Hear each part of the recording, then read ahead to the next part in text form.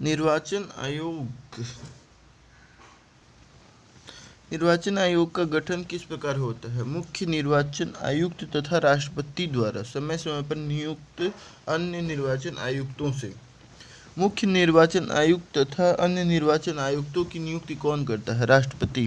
निर्वाचन आयोग का गठन कब किया गया? सन 1950 में। निर्वाचन आयोग के गठन का प्रावधान किस अनुच्छेद में नहीं था? अनुच्छेद 324 में। निर्वाचन आयोग ने स्थापना के समय से एक सदस्यीय आयोग के रूप में कब तक कार्य किया? 16 अक्टूबर 1989 तक। 16 अक्टूबर 1989 को निर्वाचन आयोग को किस प्रकार का आयोग बनाया गया? 3 सदस्यीय अध्यक्ष सहित।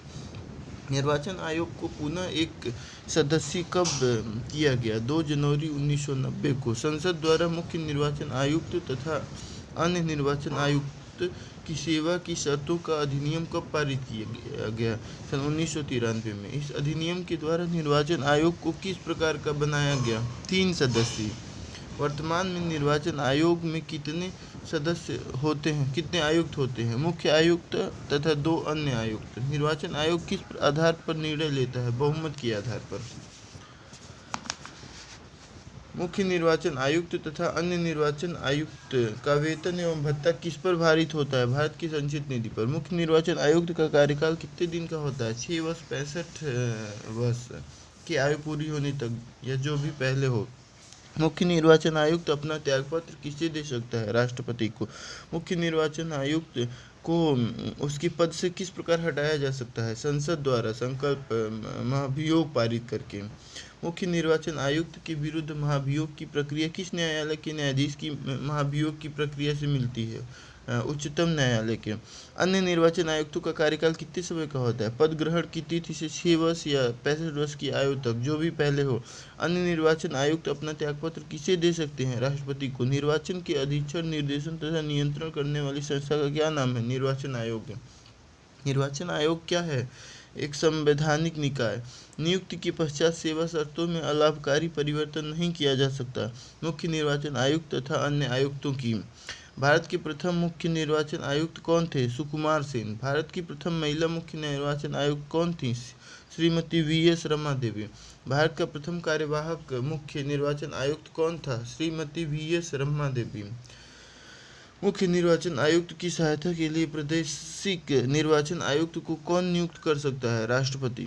राष्ट्रपति प्रादेशिक निर्वाचन आयुक्त की नियुक्ति किसके परामर्श से कर सकता है? मुख्य निर्वाचन आयुक्त के। केवल एक बार 2 प्रादेशिक निर्वाचन आयुक्तों की नियुक्ति कब की गई थी? 1952 में। सन 1952 में प्रादेशिक निर्वाचन आयुक्तों की नियुक्ति किन स्थानों पर की गई थी? पटना तथा मुंबई में।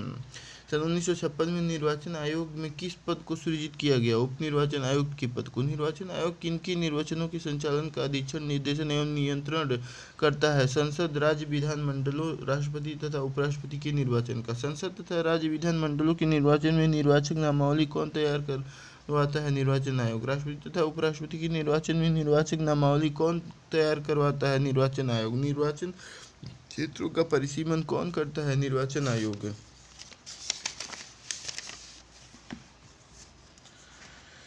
सन 1952 में हुए चुनाव के लिए निर्वाचन क्षेत्रों का परिसीमन किसके द्वारा किया गया था? लोक प्रतिनिधित्व अधिनियम के अधीन राष्ट्रपति द्वारा। परिसीमन आयोग अधिनियम संसद द्वारा कब पारित किया गया? 1952 में। निर्वाचन क्षेत्र के परिसीमन का प्रावधान कब किया गया? प्रत्येक 10 वर्ष की जनगणना के बाद। निर्वाचन क्षेत्रों के परिसीमन के लिए किसे गठित किया जाता है? परिसीमन आयोग को। परिसीमन आयोग का अध्यक्ष कौन होता है? मुख्य निर्वाचन आयुक्त। परिसीमन आयोग के अन्य 2 सदस्यों की नियुक्ति कौन करता है? राष्ट्रपति। परिसीमन आयोग के सदस्य के रूप में किसे नियुक्त किया जाता है? उच्चतम न्यायालय या उच्च न्यायालय के पूर्व या वर्तमान न्यायाधीश। आयोग की सहायता के लिए कौन नियुक्त किए जा सकते हैं? 2 से 7 सहायक सदस्य। सहायक सदस्य किसके 2 सदस्य होते हैं? लोकसभा या विधानसभा के। परिसीमन आयोग का गठन कौन करता है? संसद। अब तक कितने परिसीमन आयोग का गठन किया जा चुका है? 4। प्रथम परिसीमन आयोग का गठन कब हुआ था? 1952 में। परिसीमन आयोग कब कब गठित किया गया था? 1952, 63, 73 और 2002 में। लोकसभा का अगला परिसीमन कब होगा? 2026 में। लोकसभा या विधानसभा के प्रत्येक सामान्य या मध्यावधि चुनाव के पूर्व किस तैयार किया जाता है? निर्वाचक नामावली को। निर्वाचक नामावली में शामिल होने के लिए कितनी न्यूनतम आयु होनी चाहिए? 18 वर्ष। 60वें संविधान संशोधन के पूर्व न्यूनतम आयु कितनी निर्धारित की गई थी? 21 वर्ष। निर्वाचक नामावली में शामिल होने के लिए क्या आवश्यक होता है? भारत का नागरिक होना। विभिन्न राजनीतिक दलों को किसके द्वारा मान्यता प्रदान की जाती है? निर्वाचक आयोग द्वारा। राजनीतिक दलों को मान्यता प्रदान करने के लिए कौन मानदंड तैयार करता है? निर्वाचन आयोग। 4 या अधिक राज्यों में राज्य स्तरीय दल की मान्यता प्राप्त करने वाले दल को किस प्रकार की मान्यता प्राप्त हो जाती है? राष्ट्रीय राजनीतिक दल की। भारत में 2 प्रकार के चुनाव चिन्ह कौन से होते हैं? आरक्षित तथा अनारक्षित चुनाव चिन्ह। राजनीतिक दलों को आरक्षित चुनाव चिन्ह किसके द्वारा प्रदान किया जाता है? निर्वाचक आयोग द्वारा। किस मान्यता प्राप्त दल के विभाजन पर चुनाव चिन्ह के विवाद का निर्णय कौन करता है? निर्वाचन आयोग। निर्वाचन आयोग के उक्त निर्णय के विरुद्ध कहाँ अपील की जा सकती है? उच्चतम न्यायालय में। चुनाव के दौरान चुनाव प्रेक्षकों की नियुक्ति किसके द्वारा की जाती है? निर्वाचन आयोग के द्वारा। मतदान में धांधली होने की स्थिति में किसके द्वारा चुनाव रद्द किया जा सकता है? निर्वाचन आयोग के द्वारा। किसी चुनाव क्षेत्र के कुछ मतदान केंद्रों के मतों को निरस्त करके वहां पुनः मतदान की आज्ञा कौन दे सकता है? निर्वाचन आयोग। संसद या विधान मंडल में कोई स्थान रिक्त होने पर कौन चुनाव कराया जाता है? उपचुनाव कौन करवाता है? निर्वाचन आयोग। किसी उम्मीदवार को चुनाव के लिए अयोग्य कौन घोषित कर सकता है? निर्वाचन आयोग। निर्वाचन आयोग राष्ट्रपति को किस प्रकार सलाह देता है? संसद सदस्यों की अयोग्यता के प्रश्न पर। निर्वाचन आयोग विधानमंडल के सदस्यों की अयोग्यता के प्रश्न पर किसे सलाह देता है? राज्यपाल को। राजनीतिक दलों के लिए आचार संहिता कौन तैयार करता है? निर्वाचन आयोग। उम्मीदवारों द्वारा चुनाव में व्यय को कौन निश्चित करता है? निर्वाचन आयोग। मतदाताओं को राजनीतिक प्रशिक्षण किसके द्वारा दिया जाता है? निर्वाचन आयोग के द्वारा। निर्वाचन आयोग किस संबंध में सरकार को परामर्श दे सकता है? चुनाव याचिकाओं के संबंध में। कुछ वर्गों के लिए विशेष प्रावधान। भारतीय संविधान के अल्पसंख्यक वर्ग के लिए विशेष प्रावधान किस भाग में किए गए हैं? भाग 3 में। अनुसूचित जाति या अनुसूचित जनजाति के सदस्य निर्धारित करने की शक्ति किसके पास होती है? राष्ट्रपति के पास। राष्ट्रपति अनुसूचित जाति तथा जनजाति की सूची तैयार करने में किससे परामर्श करता है?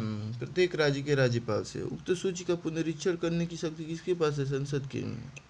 लोकसभा में अनुसूचित जातियों एवं अनुसूचित जनजातियों के लिए स्थानों का आरक्षण का प्रावधान कौन सा अनुच्छेद करता है? अनुच्छेद 330। राज्यों की विधानसभाओं में अनुसूचित जातियों एवं अनुसूचित जनजातियों के लिए स्थानों का आरक्षण का प्रावधान कौन सा अनुच्छेद करता है? 332। वर्तमान समय में लोकसभा में अनुसूचित जाति के लिए आरक्षित स्थान कितना है? 84। लोकसभा में अनुसूचित जाति के लिए कितना स्थान आरक्षित है? 47।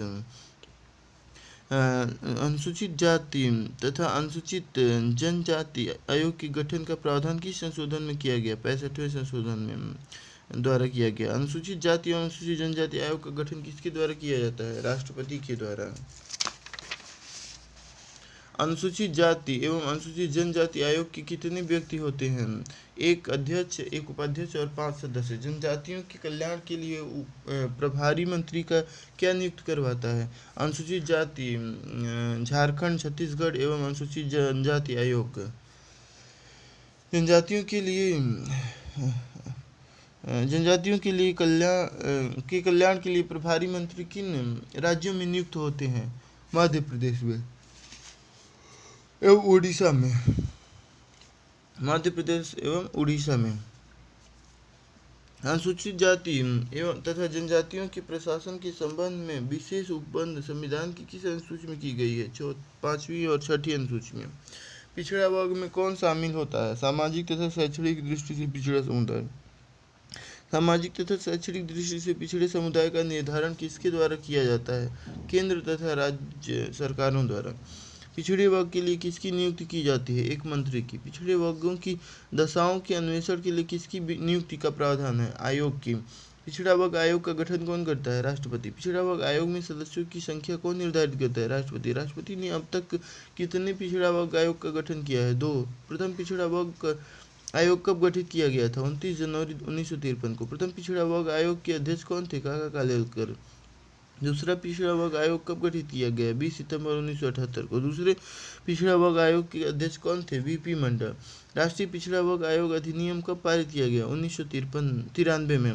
राष्ट्रीय पिछड़ा वर्ग आयोग का गठन कब हुआ? 1993 में। राष्ट्रीय पिछड़ा वर्ग आयोग में कितने सदस्य होते हैं? 5। 1993 में गठित राष्ट्रीय पिछड़ा वर्ग आयोग के अध्यक्ष कौन थे? न्यायमूर्ति RN प्रसाद। सामाजिक तथा शैक्षणिक दृष्टि से पिछड़े वर्गों की दशा को सुधारने के लिए राष्ट्रपति से उपायों की सिफारिश कौन करता है? राष्ट्रीय पिछड़ा वर्ग आयोग। प्रशासनिक अधिकरण। भारतीय संविधान में प्रशासनिक अधिकरण के संबंध में प्रावधान किस संविधान संशोधन द्वारा किया गया है? 42वें संविधान संशोधन द्वारा। संविधान में भाग 14 क तथा अनुच्छेद 323 क एवं 323 ख किस संशोधन के द्वारा जोड़ा गया है? 42वें संविधान संशोधन द्वारा। अनुच्छेद 323 क का किसका प्रावधान करता है? प्रशासनिक अधिकरण का। अन्य विषयों के अधिकरण का प्रावधान किस अनुच्छेद में निहित है? अनुच्छेद 323 क में। प्रशासनिक अधिकरणों की शक्ति की स्थापना करने की शक्ति किसके पास है? संसद के पास है। प्रशासनिक अधिकरणों की स्थापना किस विवाद को निपटाने हेतु की गई है? संघ तथा राज्य सरकार की लोक सेवकों की सेवा शर्तों से संबंधित विवादों को निपटाने में हेतु। प्रशासनिक अधिकरण अधिनियम कब पारित किया गया? सन 1985 में। अधिकरण के अध्यक्ष तथा सदस्यों की नियुक्ति और उसकी अधिकारिता के संबंध में प्रावधान कौन करता है? प्रशासनिक अधिकरण अधिनियम 1985। प्रशासनिक अधिकरण में कौन कौन से व्यक्ति होते हैं? अध्यक्ष, उपाध्यक्ष, न्यायिक सदस्य और प्रशासनिक सदस्य। अध्यक्ष, न्यायिक सदस्य तथा प्रशासनिक सदस्यों की संख्या कौन निर्धारण करता है? सरकार। प्रशासनिक अधिकरण का अध्यक्ष वह व्यक्ति हो सकता है जो किसी उच्च न्यायालय का न्यायाधीश हो या रहा हो, अथवा 2 वर्ष तक अधिकरण का उपाध्यक्ष रहा हो, अथवा 2 वर्ष केंद्र सरकार के सचिव के पद पर रहा हो। प्रशासनिक अधिकरण के उपाध्यक्ष पद पर वह व्यक्ति नियुक्त किया जाएगा जो किसी उच्च न्यायालय का न्यायाधीश हो या रहा हो, अथवा 2 वर्ष तक केंद्रीय सरकार के सचिव के पद पर रहा हो, अथवा 5 वर्ष तक केंद्रीय सरकार के अतिरिक्त सचिव के पद पर रहा हो। प्रशासनिक अधिकरण का न्यायिक सदस्य वह व्यक्ति नियुक्त किया जाएगा जो किसी उच्च न्यायालय का न्यायाधीश हो या रहा हो, अथवा केंद्रीय विधि सेवा में वर्ग प्रथम के पद पर कम से कम 3 वर्ष तक कार्यरत रहा हो। प्रशासनिक अधिकरण का प्रशासनिक सदस्य वह व्यक्ति हो सकता है जो किसी केंद्रीय सरकार के अतिरिक्त सचिव या उसके समकक्ष किसी पद पर कम से कम 2 वर्ष तक कार्यरत रहा हो, अथवा केंद्रीय सरकार में संयुक्त सचिव या उसके समकक्ष किसी पद पर रहा हो, अथवा प्रशासनिक अनुभव वाला व्यक्ति हो। केंद्रीय प्रशासनिक अधिकरण का प्रधान अधिकरण कहाँ है? नई दिल्ली में। केंद्रीय प्रशासनिक अधिकरण के शाखा अधिकरणों की संख्या कितनी है? 14। प्रशासनिक अधिकरण के पदाधिकारियों एवं सभी प्रकार के सदस्यों की नियुक्ति कौन करता है? राष्ट्रपति। राष्ट्रपति प्रशासनिक अधिकरण के न्यायिक सदस्य की नियुक्ति करते समय किससे परामर्श करता है? भारत के मुख्य न्यायाधीश से। राज्यों के अधिकरण के अध्यक्ष, उपाध्यक्ष तथा अन्य सदस्यों की नियुक्ति करते समय राष्ट्रपति किससे परामर्श करता है? राज्य के राज्यपाल से। प्रशासनिक अधिकरण अधिनियम 1985 के द्वारा कुछ मामलों के निपटारे हेतु अधिकरणों की स्थापना की शक्ति किसे दी गई है? विधानमंडलों को।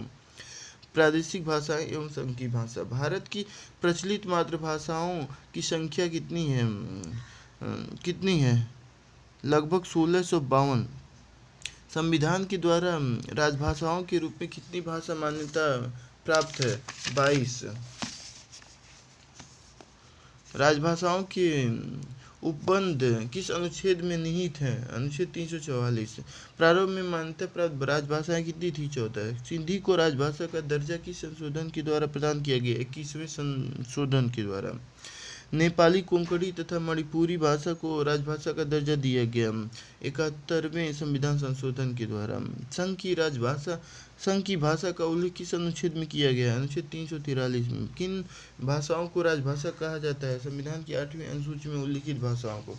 अनुच्छेद 343 के अनुसार संघ की भाषा कौन सी है? हिंदी। संविधान में अंग्रेजी के प्रयोग को संघ की भाषा के रूप में मान्यता कितने वर्षों के लिए दी गई थी? 15 वर्षों के लिए, अर्थात सन 1965 तक के लिए। संघ भाषा के रूप में अंग्रेजी के प्रयोग की अवधि को बढ़ाए जाने की शक्ति किसके पास है? संसद के पास। राजभाषा अधिनियम कब पारित किया गया? सन 1963 में। राजभाषा अधिनियम 1963 द्वारा अंग्रेजी को संघ की भाषा के रूप में प्रयोग करने की अवधि कब तक के लिए बढ़ाई गई थी? सन 1971 तक के लिए। वर्तमान में संघ भाषा के रूप में अंग्रेजी के प्रयोग की अवधि क्या है? अनिश्चित काल तक। राजभाषा आयोग गठित करने की शक्ति किसके पास है? राष्ट्रपति के पास। राष्ट्रपति को राजभाषा आयोग गठित करने की शक्ति कौन सा अनुच्छेद प्रदान करता है? अनुच्छेद 344। कितने वर्षों के बाद राजभाषा आयोग का गठन किया जाता है? प्रत्येक 10 वर्ष के बाद। वर्तमान में राजभाषा आयोग में कितने सदस्य होते हैं? 21। राजभाषा आयोग में किन भाषाओं के प्रतिनिधियों को शामिल किया जाता है जो 8वीं अनुसूची में शामिल है? राष्ट्रपति ने राजभाषा आयोग का गठन कब किया? सन 1955 में। सन 1955 में गठित राजभाषा आयोग के अध्यक्ष कौन थे? बीजी खेर। राजभाषा आयोग की सिफारिशों पर विचार करने के लिए किस समिति का गठन किया जाता है? संयुक्त संसदीय समिति का। संयुक्त संसदीय समिति में लोकसभा के कितने सदस्य होते हैं? 20। संयुक्त संसदीय समिति में राज्यसभा के कितने सदस्य होते हैं? 10। अस्थायी राजभाषा आयोग की गठन की सिफारिश किसके द्वारा की गई थी?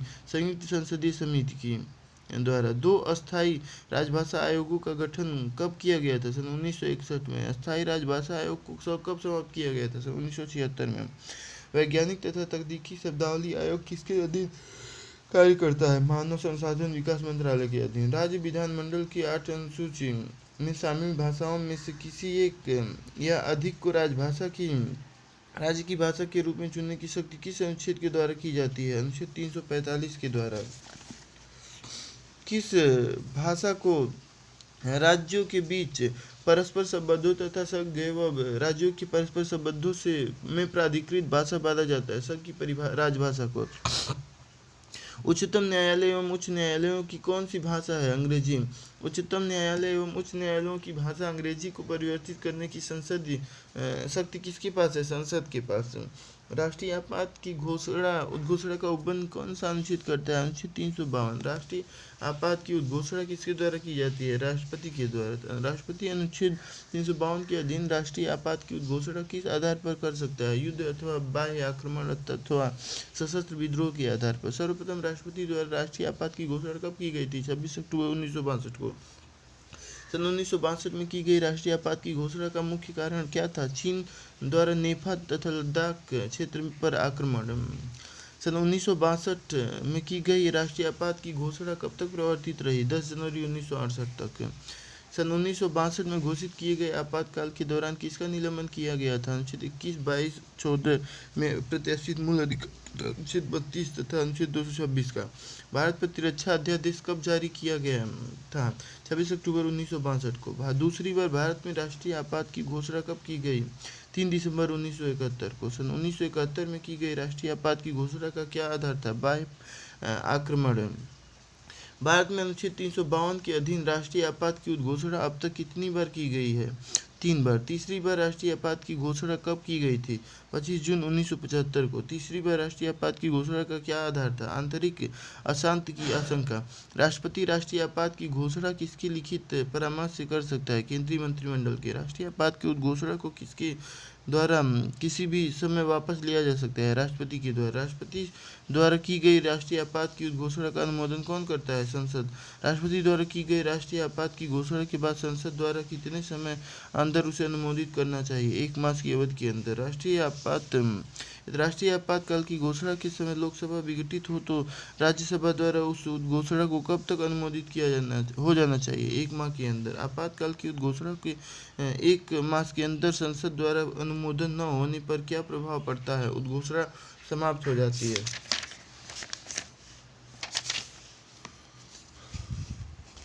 राष्ट्रीय आपातकाल की उद्घोषणा का अनुमोदन संसद द्वारा कितने बहुमत से किया जाता है? 2/3 बहुमत से। संसद द्वारा एक बार अनुमोदित होने पर राष्ट्रीय आपातकाल कब तक जारी रह सकती है? 6 महीने तक। राष्ट्रपति को उद्घोषणा वापस लेनी पड़ेगी यदि लोकसभा उद्घोषणा वापस लेने का प्रस्ताव किस बहुमत से पारित कर दे तो? साधारण बहुमत से। आपातकाल की उद्घोषणा के लिए लोकसभा का विशेष अधिवेशन कितने सदस्यों की लिखित मांग पर आहूत किया जा सकता है? लोकसभा के 1/10 सदस्यों की लिखित मांग पर। लोकसभा के 1/10 सदस्यों की मांग पर अधिवेशन कब बुलाया जाएगा? 14 दिनों के अंदर। आपातकाल की उद्घोषणा को कहाँ तक सीमित किया जा सकता है? देश के किसी भाग तक। किस उद्घोषणा के दौरान संघ कार्यपालिका को राज्यों को निर्देश देने की शक्ति प्राप्त की जाती है? आपातकाल की उद्घोषणा के दौरान। आपातकाल की उद्घोषणा के दौरान राज्य सूची की किसी विषय पर कानून बनाने की शक्ति किसे प्राप्त हो जाती है? संसद को। आपातकाल की उद्घोषणा का सबसे अधिक बार किस राज्य में किया गया है? मणिपुर में।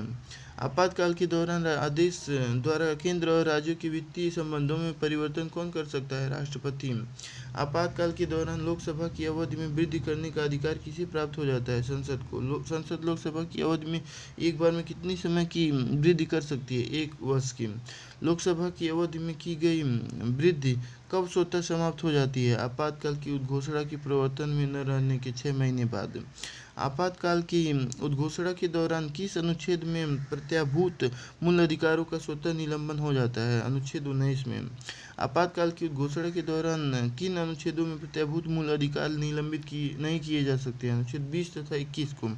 राज्यों में आपातकाल की उद्घोषणा का उपबंध किस अनुच्छेद में उपबंधित है? अनुच्छेद 356 में। राज्यों में आपातकाल की उद्घोषणा को क्या कहा जाता है? राष्ट्रपति शासन। राष्ट्रपति शासन की उद्घोषणा कौन करता है? राष्ट्रपति। राज्यों में राष्ट्रपति शासन की उद्घोषणा के प्रवर्तन के दौरान राज्य का शासन किसके द्वारा संचालित किया जाता है? राष्ट्रपति द्वारा, राज्यपाल के माध्यम से। राष्ट्रपति राज्य में राष्ट्रपति शासन की उद्घोषणा कब कर सकता है? राज्य का शासन संविधान के प्रावधानों के अनुसार न चलाए जा सकने की स्थिति में। राज्यों में राष्ट्रपति शासन की घोषणा का अनुमोदन किसके द्वारा किया जाना चाहिए? संसद द्वारा। राज्य में राष्ट्रपति शासन की घोषणा का अनुमोदन संसद द्वारा किस समय अवधि में हो जाना चाहिए? 2 महीने की अवधि के भीतर।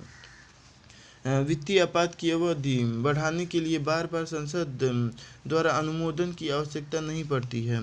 2 महीने की अवधि के अंदर संसद द्वारा अनुमोदन न होने पर क्या प्रभाव पड़ता है? उद्घोषणा समाप्त हो जाती है। एक बार संसद में अनुमोदित होने पर राज्य में राष्ट्रपति शासन कब तक लागू रह सकता है? 6 महीने तक। पंजाब में राष्ट्रपति शासन कितने समय तक लागू रह सकता है? 5 वर्ष की अवधि तक। संसद द्वारा अनुमोदित करके राष्ट्रपति शासन सामान्य परिस्थितियों में कब तक लागू रह सकता है? 6 माह करके 1 वर्ष तक। विशेष परिस्थिति में राष्ट्रपति शासन को कितने समय तक लागू किया जा सकता है? 6 माह करके 3 वर्ष तक। वित्तीय आपात की उद्घोषणा का उपबंध कौन सा अनुच्छेद करता है? अनुच्छेद 360। वित्तीय आपात की उद्घोषणा की शक्ति किसे प्राप्त है? राष्ट्रपति को। वित्तीय आपात की उद्घोषणा कब की जा सकती है? भारत के वित्तीय अस्थायित्व या साख को खतरा होने की स्थिति में। वित्तीय आपात की उद्घोषणा का संसद द्वारा अनुमोदन किस अवधि तक हो जाना चाहिए? 2 महीने की अवधि के अंदर। वित्तीय आपात की उद्घोषणा को किस भी समय किसके द्वारा वापस लिया जा सकता है? राष्ट्रपति के द्वारा। राष्ट्रपति की आर्थिक दृष्टि से किसी भी राज्य सरकार को किस घोषणा के प्रवर्तन के संबंध में निर्देश दे सकता है? वित्तीय आपात की घोषणा के। उच्चतम न्यायालय तथा उच्च न्यायालयों के न्यायाधीशों सहित संघ तथा राज्य सरकार के अधिकारियों के वेतन में कमी कब की जा सकती है? वित्तीय आपात की उद्घोषणा के प्रवर्तन में। भारत में अब तक वित्तीय आपात काल की उद्घोषणा कितनी बार हुई है? 1 बार भी नहीं। राष्ट्रपति शासन की उद्घोषणा सर्वप्रथम किस राज्य में की गई थी? पंजाब में। पंजाब राज्य की सर्वप्रथम राष्ट्रपति शासन की घोषणा कब की गई? 20 जून 1951 को। आपातकाल की उद्घोषणा का प्रवर्तन से अधिक समय तक किस राज्य में रहा? पंजाब में। आपातकाल की उद्घोषणा का प्रवर्तन सबसे कम समय तक किस राज्य में रहा? कर्नाटक में, 7 दिन तक। किन राज्यों में आपातकाल की उद्घोषणा सबसे कम अर्थात 1 बार हुई है? महाराष्ट्र, मिजोरम, मेघालय तथा अरुणाचल प्रदेश में। छत्तीसगढ़ और तेलंगाना में 1 बार भी राष्ट्रपति शासन नहीं लगा है। संविधान संशोधन। किस संशोधन अधिनियम द्वारा अनुच्छेद 334 में वर्णित लोकसभा व राज्य विधानसभाओं में SC ST के लिए स्थानों के आरक्षण की समय सीमा 70 वर्ष से 80 वर्ष कर दी गई? 104वां संविधान संशोधन 2019 का। संविधान संशोधन।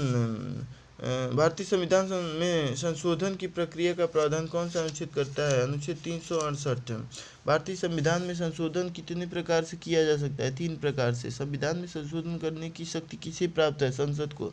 संविधान के कुछ अनुच्छेदों में संसद किस आधार पर संशोधन कर सकती है? अपने साधारण बहुमत के आधार पर। संविधान संशोधन विधेयक किस सदन में पेश किया जा सकता है? किसी भी सदन से। दोनों सदनों के पास संविधान संशोधन विधेयक की स्वीकृति कौन प्रदान करता है? राष्ट्रपति।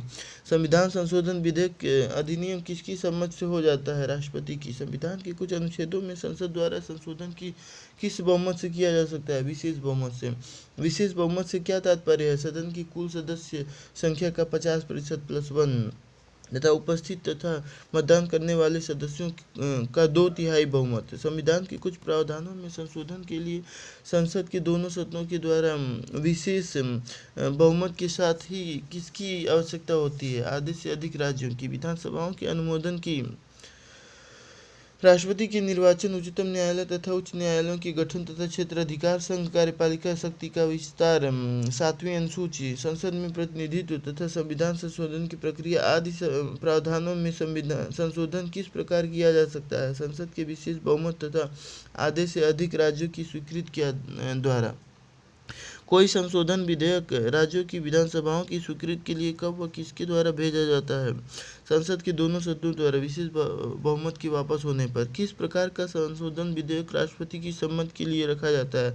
आधे से अधिक राज्यों की विधानसभाओं द्वारा अनुमोदित होने वाला विधेयक। संसद की संविधान संशोधन की शक्ति किसके द्वारा सीमित है? संविधान के मूल ढांचे द्वारा। किस संशोधन के द्वारा अनुच्छेद 31 ख तथा 9वीं अनुसूची को जोड़ा गया? प्रथम संविधान संशोधन द्वारा। संविधान में प्रथम संशोधन कब हुआ था? 1951 में। दादरा तथा नागर हवेली नामक बस्तियों को भारत संघ में संघ राज्य के रूप में किस संशोधन के अंतर्गत शामिल किया गया? 10वां संविधान संशोधन 1961 के अंतर्गत। उच्चतम न्यायालय में न्यायाधीशों की संख्या में वृद्धि तथा उच्च न्यायालय के न्यायाधीशों को उच्चतम न्यायालय में वकालत करने की अनुज्ञा किस अधिनियम के द्वारा दी गई थी? संविधान 6वां संशोधन अधिनियम 1956 द्वारा। किन अधिनियमों की वैधानिकता को चुनौती नहीं दी जा सकती? संविधान की 9वीं अनुसूची में शामिल हैं।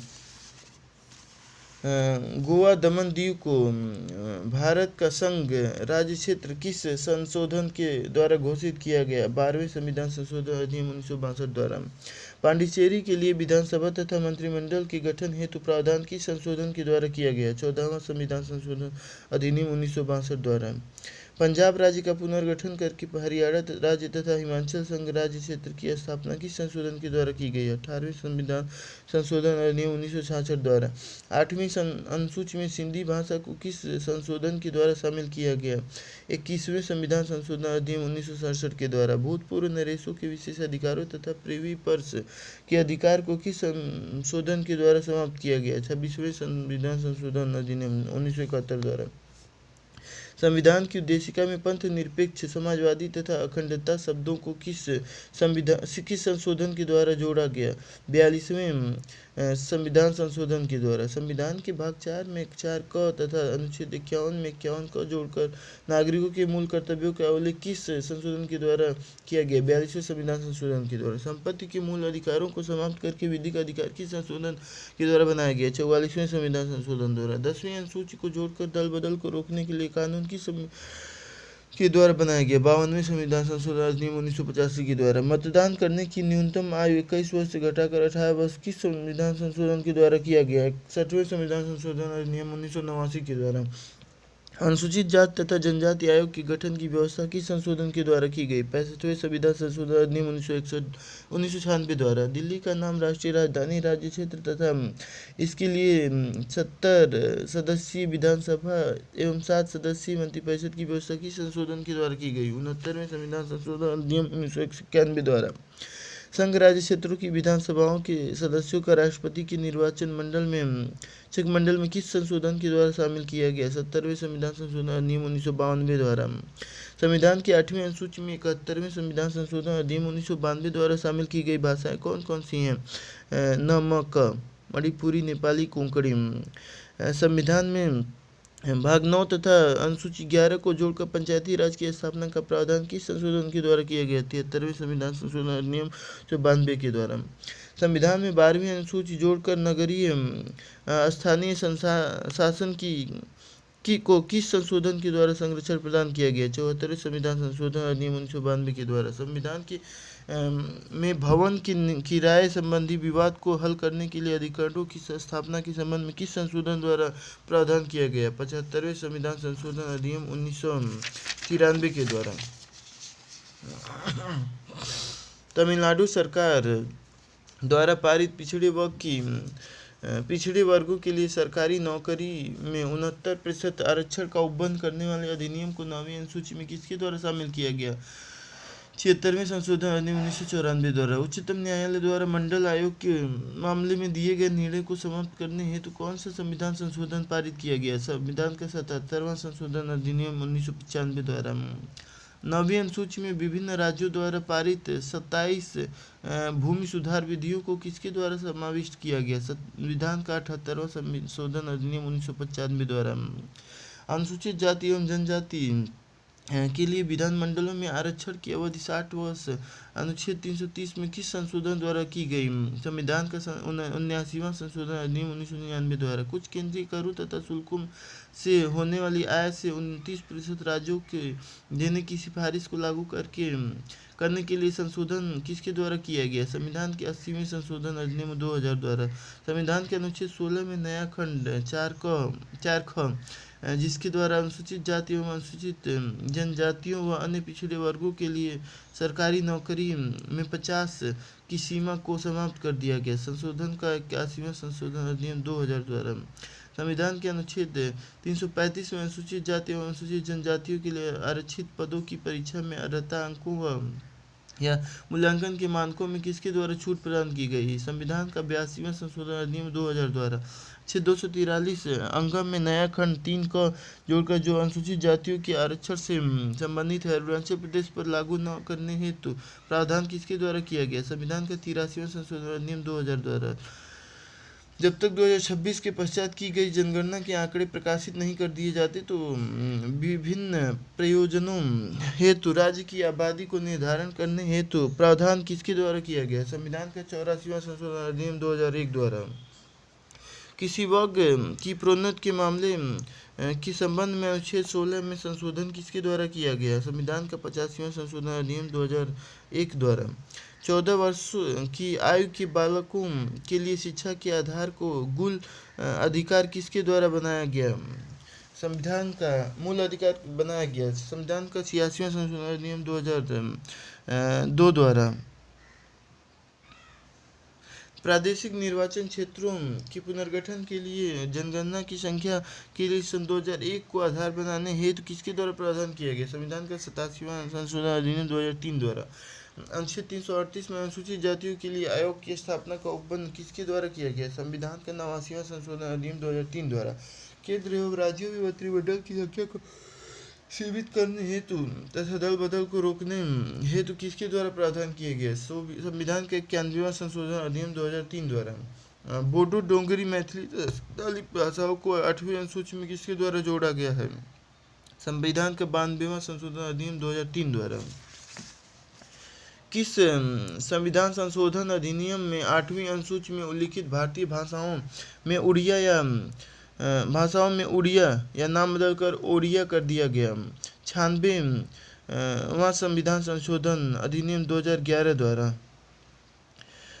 सहकारी समितियों को संवैधानिक मान्यता प्रदान कर उनके गठन और क्रियान्वयन की प्रोत्साहित करने का प्रयास किस संविधान संशोधन द्वारा किया गया? 97वां संशोधन अधिनियम 2011 द्वारा। 101वां संविधान संशोधन अधिनियम 2016 वस्तु एवं सेवा कर। 102वां संविधान संशोधन अधिनियम 2018 राष्ट्रीय पिछड़ा आयोग। 103वां संविधान संशोधन अधिनियम 2019 सवर्ण गरीबों को शिक्षा तथा सरकारी नौकरियों में आर्थिक आधार पर 10% आरक्षण। 104वां संविधान संशोधन अधिनियम 2019 लोकसभा तथा विधानसभाओं में SC/ST को 10 वर्षों के लिए पुनः बढ़ाया गया, 25 जनवरी 2020 को समाप्त हो रही थी।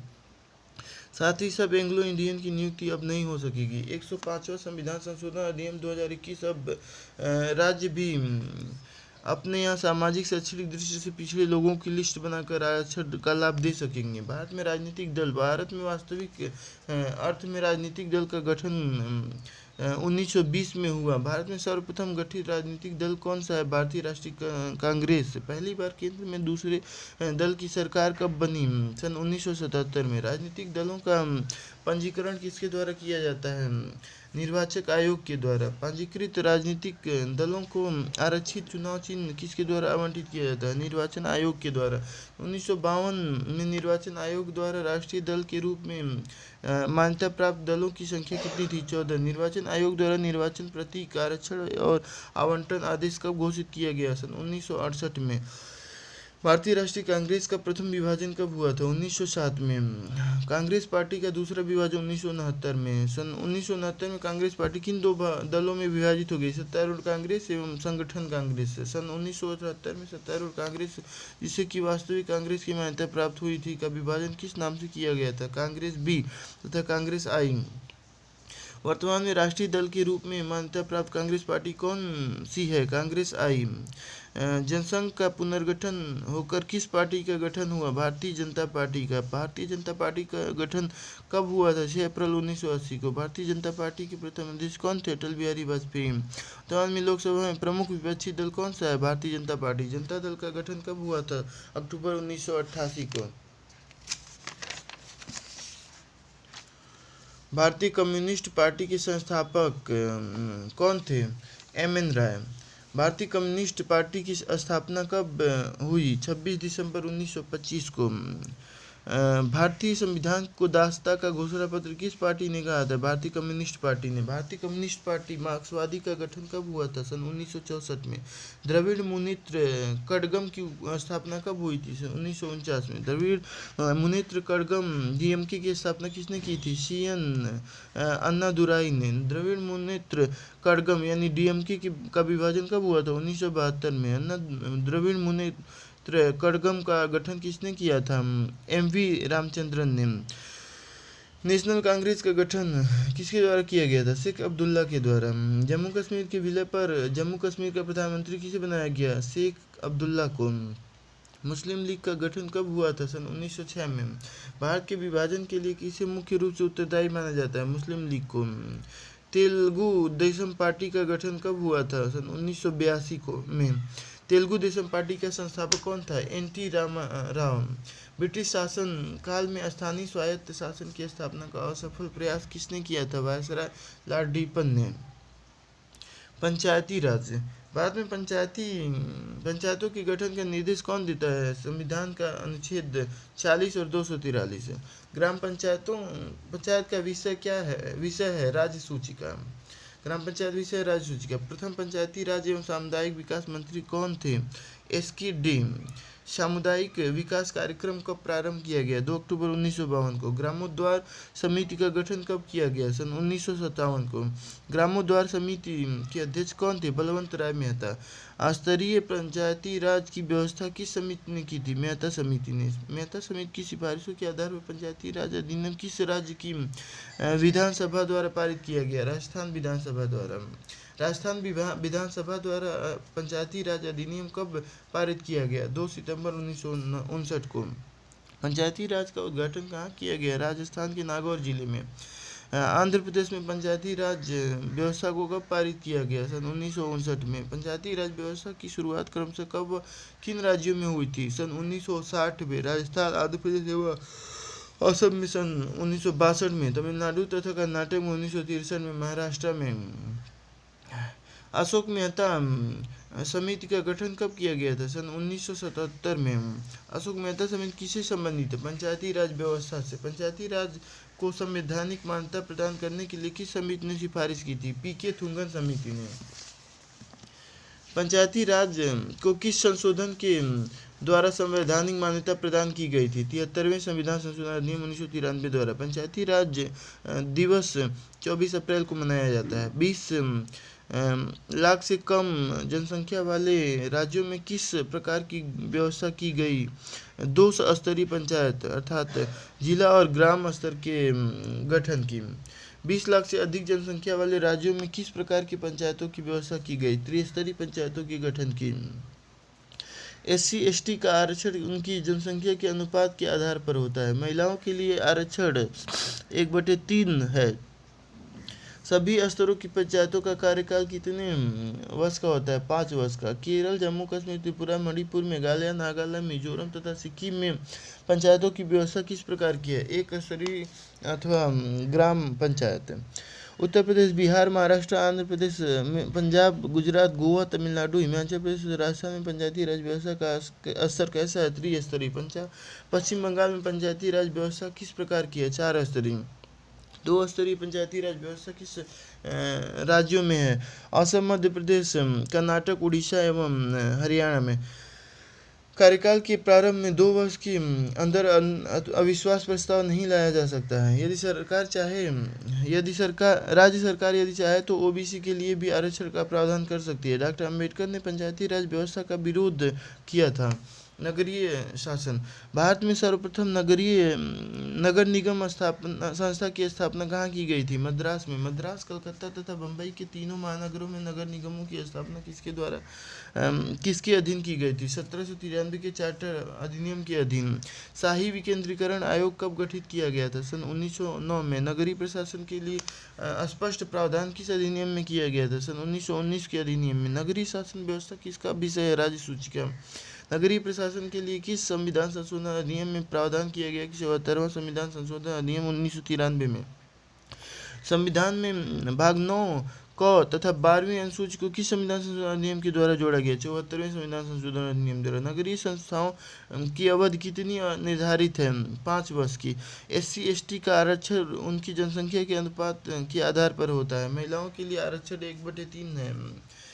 नगरीय संस्थाओं की शक्तियों तथा उत्तरदायित्व का निर्धारण कौन कर सकता है? राज्य विधानमंडल द्वारा कानून बनाकर। कार्यकाल के प्रारंभ में 2 वर्ष के अंदर अविश्वास प्रस्ताव नहीं ला जा सकता है। संविधान में नगरीय प्रशासन से संबंधित प्रावधान किस अनुच्छेद में निहित है? अनुच्छेद 243 त से अनुच्छेद 243 य 6 तक। यह राज्य सरकार यदि चाहे तो OBC के लिए भी आरक्षण का प्रावधान कर सकती है। दल बदल कानून। दल बदल की समस्या पर विचार करने के लिए किस समिति का गठन किया गया था? YV चव्हाण समिति का। समिति ने अपनी रिपोर्ट किसे सौंपी थी? लोकसभा अध्यक्ष को। समिति ने अपनी रिपोर्ट कब दी थी? 28 फरवरी 1969 को। 52वां संविधान संशोधन अधिनियम किससे संबंधित है? दल बदल को रोकने से। 52वां संविधान संशोधन अधिनियम कब पारित किया गया? सन 1985 में। संविधान में 10वीं अनुसूची किस संविधान संशोधन के द्वारा जोड़ी गई? 52वें संविधान संशोधन के द्वारा। किसी दल के चुनाव चिन्ह पर निर्वाचित व्यक्ति यदि दल बदल देता है तो दल के सचेतक के विरुद्ध मतदान करता है तो उस व्यक्ति के साथ क्या व्यवहार किया जा सकता है? उसकी सदस्यता समाप्त की जा सकती है।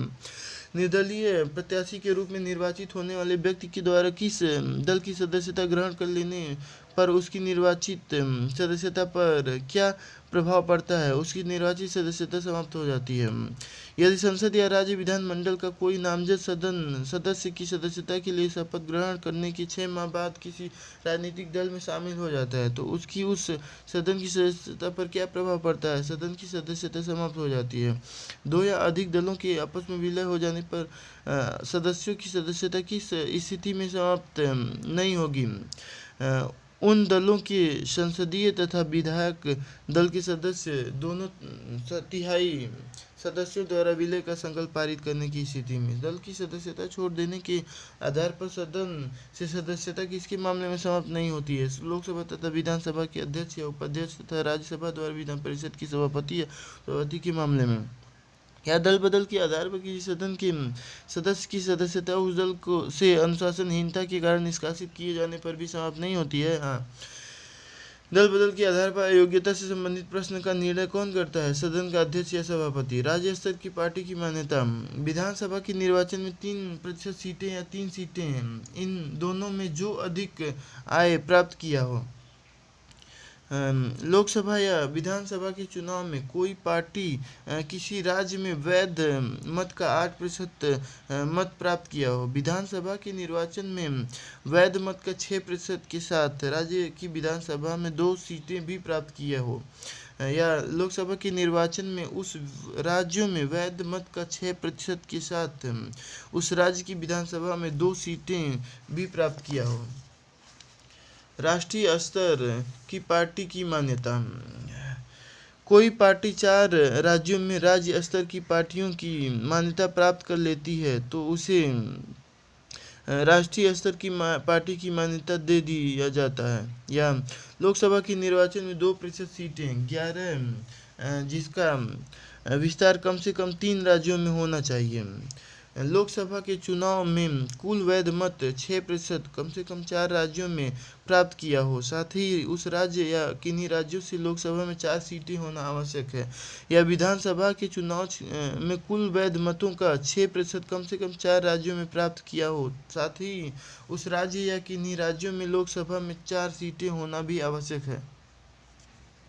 भारतीय इतिहास के संदर्भ में प्रांतों से संविधान सभा के सदस्य उन प्रांतों के लोगों द्वारा सीधे निर्वाचित हुए थे। भारतीय राष्ट्रीय कांग्रेस तथा मुस्लिम लीग द्वारा नामित हुए थे। प्रांतीय विधानसभाओं द्वारा निर्वाचित हुए थे। सरकार द्वारा संवैधानिक मामलों में उनकी विशेषज्ञता के लिए चुने गए थे। तो ये वाला सही है, सी सही है। भारत की संविधान सभा का प्रथम अधिवेशन कब शुरू हुआ था? 9 दिसंबर 1946। ये भी सही है। संविधान सभा के सम्मुख संविधान की प्रस्तावना का प्रस्ताव किसने रखा था? जवाहरलाल नेहरू ने। भारत का संविधान अंगीकृत एवं अधिनियमित किया गया 26 नवंबर 1949 को। निम्नलिखित में से कौन सा लक्षण भारतीय परिसंघ और अमेरिकी परिसंघ के समान रूप में पाया जाता है? संविधान के निर्वाचन के लिए परिसंघीय उच्चतम न्यायालय। भारतीय संविधान में राज्य की नीति निर्देशक तत्वों की संकल्पना किस देश के संविधान पर आधारित है?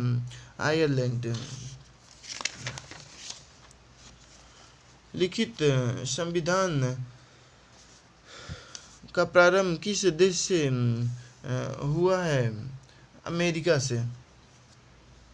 आर्थिक नियोजन भारतीय संविधान की किस सूची में सम्मिलित है? समवर्ती सूची में। निम्नलिखित में से कौन सा विषय समवर्ती सूची में है? शिक्षा। निम्नलिखित में से कौन सा विषय भारतीय संविधान की संघ सूची से संबंधित नहीं है? कृषि। सरकारों द्वारा शुल्क एवं कर लगाने का अधिकार संविधान की किस अनुसूची में उल्लिखित है? 7वीं अनुसूची में। संविधान में हमारे राष्ट्र का उल्लेख किस या किन नामों में किया गया है? भारत तथा इंडिया। भारतीय संविधान की प्रस्तावना में निम्नलिखित में से किस स्वतंत्रता का वर्णन नहीं है? आर्थिक स्वतंत्रता का। निम्नलिखित में से किसने भारतीय संविधान की प्रस्तावना को हमारे संप्रभु प्रजातांत्रिक गणतंत्र की जन्म कुंडली कहा? महात्मा गांधी ने। निम्नलिखित में से कौन एक भारतीय संविधान के उद्देश्यों की प्रतिबिंबित करता है? संविधान की प्रस्तावना। हित में से कौन सी भारतीय संविधान की विशेषता नहीं है? अध्यक्षात्मक सरकार। भारत में संसदीय प्रणाली की सरकार है क्योंकि मंत्रिपरिषद लोकसभा के प्रति उत्तरदायी है। राष्ट्रपति पद्धति में समस्त कार्यपालिका की शक्तियाँ निहित होती हैं राष्ट्रपति में। भारत का राष्ट्रीय पक्षी कौन है? मोर। राष्ट्रगान का वादन काल है 52 सेकेंड। संघीय क्षेत्रों को प्रतिनिधित्व प्राप्त है संसद के दोनों सदनों में। संविधान के प्रथम अनुच्छेद के अनुसार भारत है राज्यों का यूनियन। भाषाई आधार पर राज्यों का पुनर्गठन कब पारित किया गया? 1956 में। मौलिक अधिकार क्या है? वाद योग्य। भारतीय संविधान का कौन सा अनुच्छेद अस्पृश्यता का उन्मूलन? अनुच्छेद 17। संविधान के अनुच्छेद 25 के अनुसार धर्म स्वतंत्रता का अधिकार किसके अधीन नहीं है? मानववाद के अधीन। व्यक्तिगत स्वतंत्रता के लिए उच्च न्यायालय निम्नलिखित में से किस रीट को जारी कर सकता है? बंदी प्रत्यक्षीकरण। व्यक्तिगत स्वतंत्रता के लिए। भारतीय संविधान निम्न में से कौन सा अधिकार प्रदान नहीं करता है? समान आवास का अधिकार, समानता का अधिकार, धर्म पालन करने का अधिकार, स्वतंत्रता का अधिकार। तो समान आवास का अधिकार। सूचना का अधिकार एक मूल अधिकार, एक विधिक अधिकार है, दोनों है। निम्न में से कौन सा एक मानव अधिकार भारतीय संविधान के अंतर्गत मौलिक अधिकार भी है? शिक्षा का अधिकार। बंदी बनाए गए व्यक्ति के मौलिक अधिकारों की रक्षा किस अनुच्छेद से प्रदत्त है? अनुच्छेद 22। भारत के संविधान के अनुसार निम्नलिखित में से कौन सा देश शासन के लिए आधारभूत है? राज्य की नीति निर्देशक तत्व। राज्य के नीति निर्देशक सिद्धांतों के निम्नलिखित अनुच्छेदों में से कौन सा अंतर्राष्ट्रीय शांति और सुरक्षा की वजह से संबंधित है? 51। अनुच्छेद 51।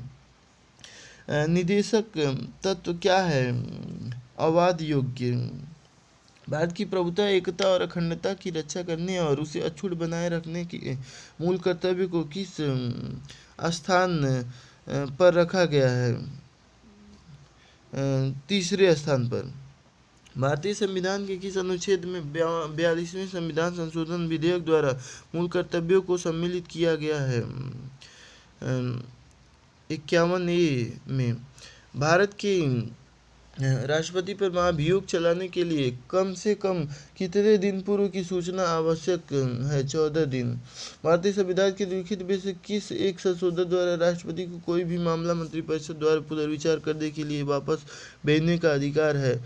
44वें। राष्ट्रीय सुरक्षा समिति का प्रधान कौन होता है? प्रधानमंत्री। मंत्रिपरिषद के विरुद्ध अविश्वास प्रस्ताव लाने के लिए लोकसभा के सदस्यों की संख्या कितनी होनी चाहिए? कम से कम 50। लोकसभा में मंत्रिपरिषद के विरुद्ध अविश्वास का प्रस्ताव लाने हेतु न्यूनतम संख्या कितनी होनी चाहिए? 50। निम्नलिखित में से कौन भारत की प्रधानमंत्री बनने से पूर्व किसी राज्य के मुख्यमंत्री नहीं रहे थे? चंद्रशेखर। निम्नलिखित में से कौन भारत के प्रधानमंत्री बनने से पूर्व किसी भी राज्य के मुख्यमंत्री नहीं रहे थे? चंद्रशेखर। भारत के नियंत्रक एवं महालेखा परीक्षक की नियुक्ति की जाती है राष्ट्रपति द्वारा। किस राज्य की लोकसभा में अनुसूचित जाति तथा अनुसूचित जनजाति के लिए आरक्षण नहीं है? सभी में, उपयुक्त सभी में। अरुणाचल प्रदेश, जम्मू कश्मीर और मेघालय। निम्नलिखित में से कौन लोकसभा के सत्र का अवसान करने के लिए प्राधिकृत है? राष्ट्रपति। राज्यसभा का अध्यक्ष राष्ट्रपति द्वारा नियुक्त किया जाता है, संसद द्वारा चयनित होता है। उपराष्ट्रपति पदेन अध्यक्ष होता है, राज्यसभा का अध्यक्ष। 2G स्पेक्ट्रम कांड की जांच करने हेतु बनी संसद की संयुक्त समिति का अध्यक्ष कौन था? PC चाको। अनुसूचित जाति तथा अनुसूचित जनजाति के किस अधिनियम के अंतर्गत अत्याचार निवारण कानून लाया गया? अधिनियम 1990। अनुसूचित जाति और अनुसूचित जनजाति अत्याचार निवारण अधिनियम 1989 के अधीन किसी लोक सेवक के द्वारा धारा 5 के अधीन अपराध किए जाने पर कम से कम दंड का प्रावधान है 1 वर्ष का। संसद के सूचना अधिकार अधिनियम को भारत के राष्ट्रपति की स्वीकृति प्राप्त हुई 15 जून 2005 को। भारत का संघीय न्यायालय निम्नलिखित में से किस वर्ष में स्थापित किया गया था? 1937 में। निम्नलिखित में कौन भारत के संविधान का अभिरक्षक या कस्टोडियन है? भारत का उच्चतम न्यायालय। जनहित याचिका की शुरुआत किसके द्वारा की गई थी? संसदीय एक्ट के द्वारा, संवैधानिक संशोधन के द्वारा, न्यायिक पहल द्वारा। राजस्थान के राज्यपाल जिन्हें बर्खास्त किया गया था? संपूर्णानंद, रघुकुल तिलक, सुखदेव प्रसाद, बलिराम भगत थे, तो रघुकुल तिलक को। राज्य विधान परिषद का प्रावधान भारतीय संविधान का किस अनुच्छेद में रखा गया था? राज्य विधान परिषद का अनुच्छेद 171 में। भारतीय संविधान के निम्नलिखित में से किस अनुच्छेद के अंतर्गत विधानसभा को विधान परिषद का सृजन करने का प्रस्ताव पारित करने की इजाज़त मिली? 169। निम्न में से किस राज्य में विधान परिषद नहीं है? राजस्थान में। भारतीय संविधान का अभिभावकत्व निहित है सर्वोच्च न्यायालय में। भारत में उच्च न्यायालयों की संख्या है 21। झारखंड क्षेत्र स्वायत्त परिषद का गठन कब हुआ? 8 अगस्त 1995 को। योजना आयोग के पदेन अध्यक्ष है प्रधानमंत्री। भारत में लोकपाल तथा लोकायुक्त की स्थापना का सुझाव दिया था सरकार प्रशासनिक सुधार आयोग ने। संविधान के किस अनुच्छेद के अंतर्गत लोक सेवा आयोग के सदस्यों को हटाया जा सकता है? अनुच्छेद 317। भारत में एक ही संविधान प्रत्येक राज्य और केंद्र के लिए है। केवल एक राज्य इसका अपवाद है, यह राज्य है जम्मू कश्मीर। निम्नलिखित में से 1999 में किसके विघटन से राष्ट्रीयतावादी कांग्रेस पार्टी का गठन हुआ था? कांग्रेस पार्टी के विघटन से। भारतीय जनता पार्टी के गठन के पश्चात इसके प्रथम अध्यक्ष कौन थे? अटल बिहारी वाजपेयी। राजनीतिक दलों को संवैधानिक मान्यता प्रथम बार मिली 1985 में। संविधान के किस संशोधन के द्वारा केंद्रीय मंत्रियों की संख्या लोकसभा के कुल सदस्यों की 15% पर सीमित कर दी गई? 91वां संशोधन द्वारा। कौन सी भाषा हमारे संविधान की 8वीं अनुसूची में सम्मिलित नहीं है? राजस्थानी। भारतीय संविधान के किस अनुच्छेद में राज्य की राजभाषा या भाषाएं अपनाने की प्रक्रिया है? 345 में। निम्नलिखित भाषाओं पर विचार कीजिए। गुजराती, कन्नड़, तेलुगु।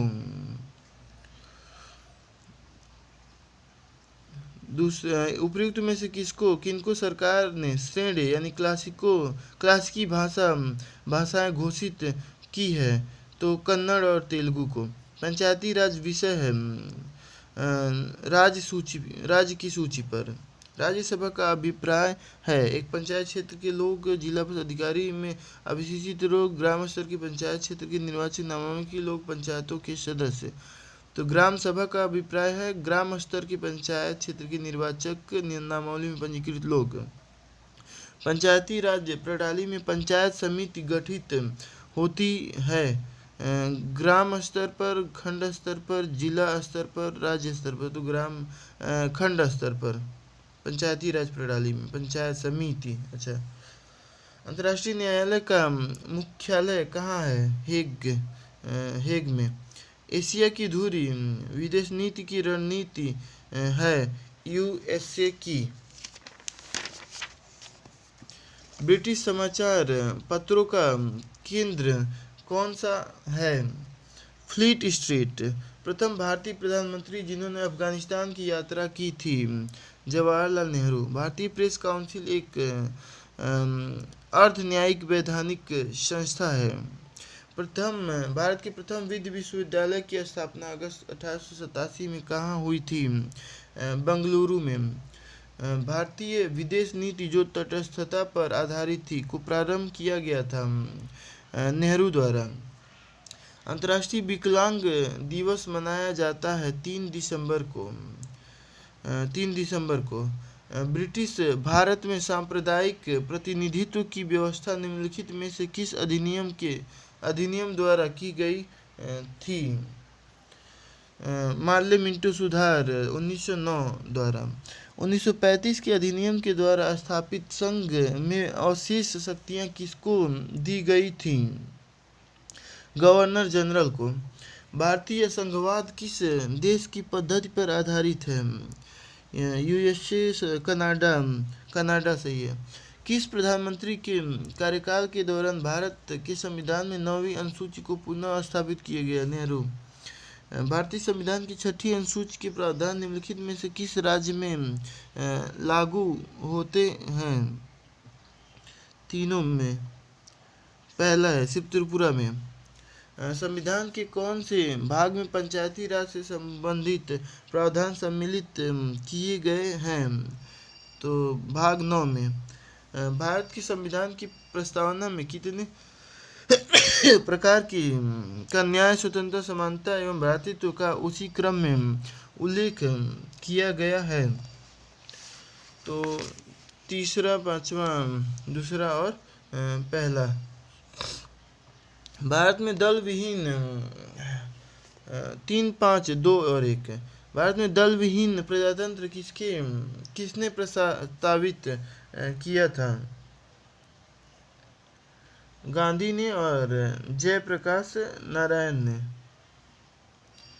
मिथकों को और कहावतों के रूप में प्रशासन के सिद्धांतों को किसने अस्वीकार किया? हर्बर्ट साइमन ने। राज्य व्यवस्था के संदर्भ में निम्नलिखित में से किस एक को आप स्वतंत्रता की सर्वाधिक उपयुक्त व्याख्या के रूप में स्वीकार करेंगे? स्वयं को पूर्णतः विकसित करने का अवसर। संवैधानिक प्रावधानों के अनुसार राज्यों की सीमाओं को बदलने के लिए सहमति की आवश्यकता है। राज्य के विधानसभा सदस्य की आवश्यकता है। राज्य की विधानसभा सदन की, राज्य के मुख्यमंत्री की, राज्य की नहीं। भारत के संविधान को किस भाग में हम नागरिकता से संबंधित प्रावधानों को पाते हैं? भाग 2। भारतीय संविधान का कौन सा अनुच्छेद बच्चों के शोषण के विरुद्ध मौलिक अधिकार से संबंधित है? अनुच्छेद 24। भारतीय संविधान के निम्नलिखित में से किस अनुच्छेद के द्वारा अस्पृश्यता की समाप्ति की बात की गई? अनुच्छेद 17। निम्नलिखित संवैधानिक उपचारों में से किसे पोस्टमार्टम भी कहा जाता है? प्रतिषेध, परमादेश, उत्प्रेषण, अधिकार परीक्षा, इन सबको। राज्य के नीति निर्देशक तत्व सहज अध्ययन के लिए निम्न में से कौन से भागों में विभाजित किए जा सकते हैं? तीनों, यानी कि सब।